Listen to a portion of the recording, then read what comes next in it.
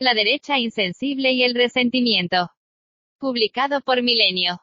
Escrito por Román Revueltas Retes el día domingo 27 de octubre de 2019. Fue apenas asunto de subir las tarifas del Metro de Santiago.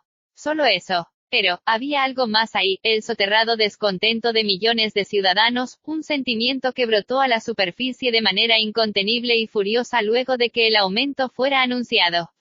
Los violentos de siempre aprovecharon la ocasión para perpetrar saqueos y destrozos que provocaron pérdidas colosales. Los daños al metro de la capital chilena, orgullo de la ciudad, alcanzaron una cifra verdaderamente exorbitante, 300 millones de dólares, es decir, 6.000 millones de pesos mexicanos. Louis de Grange, el presidente de la corporación que administra la red subterránea, habla de una destrucción brutal, y pasarán meses enteros antes de que todas las líneas vuelvan a ser operativas. Para detener los estropicios, el gobierno de la nación suramericana decretó el toque de queda y de inmediato se escucharon voces que comenzaron a equiparar al régimen de Sebastián Piñera, un presidente elegido democráticamente y un conspicuo representante de eso que en Francia llaman la droite éclairée, en oposición a la derecha cavernaria, así como existe también una izquierda moderna totalmente ajena a los trasnochados caudillos populistas, con la dictadura militar de Pinochet y los suyos.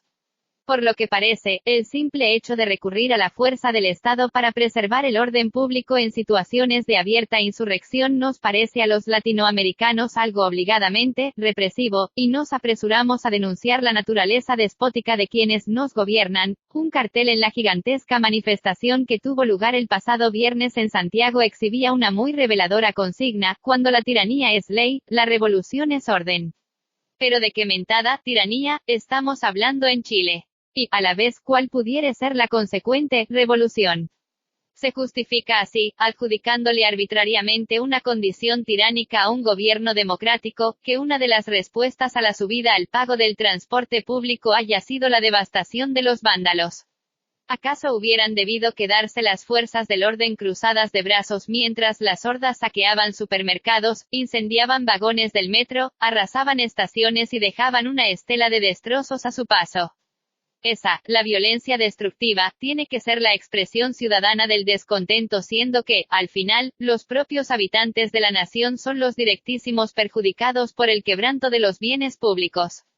Finalmente, ¿dónde está el beneficio de parecida revolución, y por qué debieran las autoridades abstenerse de intervenir para salvaguardar la costosa infraestructura de una ciudad cuando está siendo demolida por turbas de salvajes resentidos?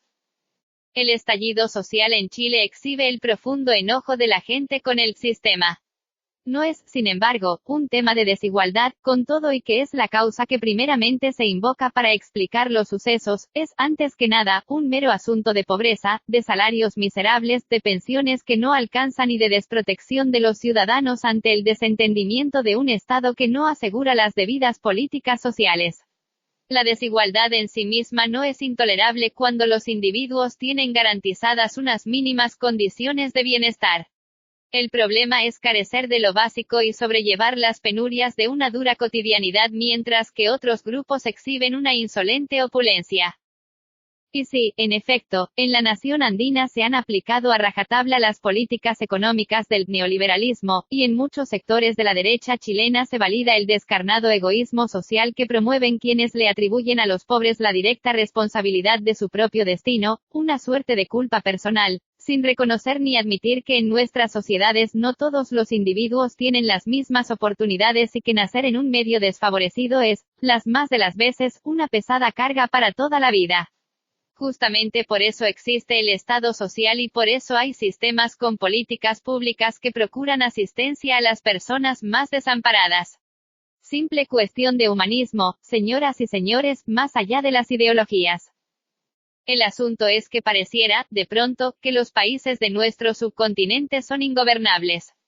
O por lo menos que el descontento de las poblaciones con el actual modelo económico está dificultando enormemente la tarea de intentar siquiera cuadrar las cuentas públicas, como hemos visto igualmente en Ecuador luego de la subida de las gasolinas que quiso aplicar el presidente Lenín Moreno.